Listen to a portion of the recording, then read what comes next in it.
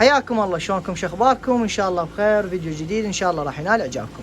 طبعا اليوم الفيديو مالنا جدا راح يفيدكم وبفائده للجميع، وكملوا لي الاخير. اي شخص يحب يشتغل بورد جاهز لبيته وبشغل، شوفوا الترتيب وشوفوا الديزاين مالت البورد. طبعا صاحب هذا العمل مهندس، ويعني انا اعرفه حق المعرفه من فتره كلش طويله، وجاب له هذا وحبيت اسوي له هذا الفيديو حتى انتم تستفادون من يمه، لان مثل ما تعرفون انه اهم شيء بالبيت هو الميزانيه مالت البيت، لان هواي ناس قاعده تعاني من مشكله عطل جهاز التحويل. هاي طبعا يغنيكم عن هاي السوالف مال اجهزه التحويل. ان شاء الله راح اخلي لكم رقمه باول تعليق وصندوق الوصف. اي شخص يريد يشتغل بالبيت بكل المناطق يوصلكم، تقدرون تتواصلون وياه، وان شاء الله راح يشتغل لكم وجميع التفاصيل. اكو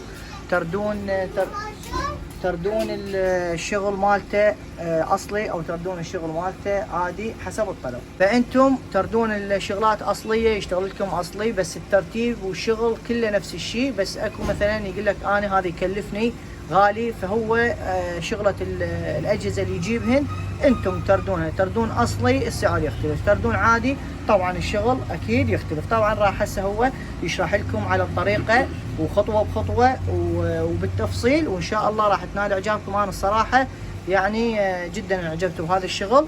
وتفضل ابو احمد سولف لهم. بسم الله الرحمن الرحيم. طبعا هذا البورد هو بورد الاي تي اس. منظومه الاي تي اس تتكون من عده مراحل، يعني منه مرحله واحده ومرحلتين وثلاث مراحل واربع مراحل وخمس مراحل وست مراحل الى اخره حسب الطلب. عندنا هنا هذا البورد هسه حاليا اللي امامكم هو مرحلتين، اللي هو الوطنيه والسحب. السحب الخارجي، مولده خارجي، وعندنا مولده المنزل. يعني ابو احمد ولا اقاطعك، يعني هسه عندك الوطنيه والمولده، يعني الوطنيه خط واحد لو 3 فيز؟ لا، ال 3 فيز مو ماخذ، هو ينوخذ خط واحد للاناره فقط. هذا المنظومه معنيه بس بالاناره، والفيزين اللي هن خاصات بالتبريد بالسبالت هذا يخرجن عن الدائره. دائره الاناره. لا انا قصدي مثلا اكو بيوت ساحبين 3 فيز 3 خطوط. نعم. اي نعم 3 خطوط، هذه شغله 3 خطوط. شغل 3 خطوط. نعم. حتى انا اعرف انه شغله 3 خطوط، بس اكو بيهم ما يعرفون، فحتى نوصل لهم الفكره. في حاله انقطاع الكهرباء، خلينا نقول الوطنيه والمولده الخارجيه اللي هي السحب، راح بيما نعوض الاناره او تشغيل البيت بمولده المنزل. مولده المنزل شلون راح تصير؟ راح تصير جوزه ثنائيه تربط مع جوزه الخروج المنزل. في هذه الحاله شو تسوي؟ ينقطع المنزل وتدخل اللي هي مولده المنزل. هاي في حالات الضروره، هاي بس يعني في حالات الضروره. نعم. عندنا هذا السلكتر. هذا السلكتر احنا طبعا اكيد الكهرباء 3 في حاله انقطاع واحد، مثلا انقطع عندنا واحد نحول على الثاني، في حاله الثاني انقطاع نحول على الثالث. احسن. طبعا الكنترول يشتغل بهالشكل هذا. اذا تقدر تنطي كهرباء. تلاحظون هذا هسه هذا الوطنيه حاليا، هذا وطنيه وهذا سحب، هو يحول اوتوماتيك. تلاحظون هذا جرس البزر بورد اللي هو جرس الانذار. نعم هسه اشتغل. الوطنيه اشتغلت. هسه انت رابط الوطنيه والسحب هي هسه حاليا هيك يعني بس مجرد. في حاله تصادم لا سامح الله ما راح يضرب شورت عندنا بهالصوره هاي. يعني قصدك اذا اجت الوطنيه والمولد اي والتصادم ما يصطدم، ما ينطي ايعاز، الاولويه للوطنيه، يظل الاولويه للوطنيه. هسه احنا نريد مثلا نقطع خط اللي هو هذا من انقطاع. هسه شوف هسه الوطنيه هو مستمر. خلينا نقول طفت الوطنيه. طفت الوطنيه، اجت السحب.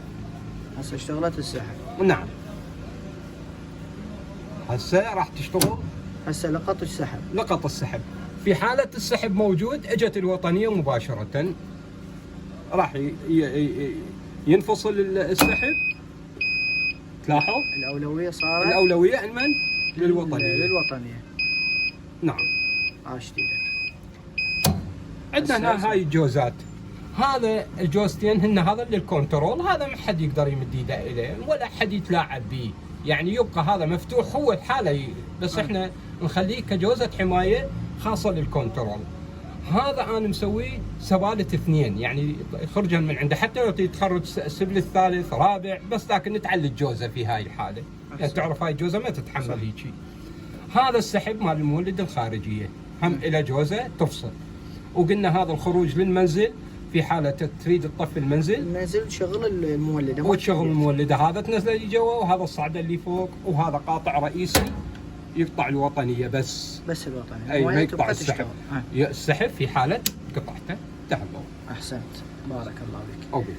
طبعا هذا قلت لكم هذا الشغل مالته شغل كله درجه اولى، وهذا طبعا شغل لاحد المنازل طلبوا من يمه واشتغل لهم هذا، فعده به هواي يعني تطورات بهذا الشغل، مو بس هذا بس حسب الطلب. طبعا الجوزات قلت لكم حسب الطلب الاصليه او عاديه، السلكتر ايضا، القاطع دوره، فجميع الشغلات تردون حسب الطلب هو يشتغل لكم، يقول لكم اكو اصله هيك سعره واكو عادي هيك سعره. راح اخلي لكم رقم المهندس ابو احمد بصندوق الوصف، تراسلون وياه، واي شيء تحتاجون قولوا له من طرف ميثل الموسوي، ان شاء الله ما راح يقصر. شكرا لكم جزيل الشكر اخوكم ميثل الموسوي.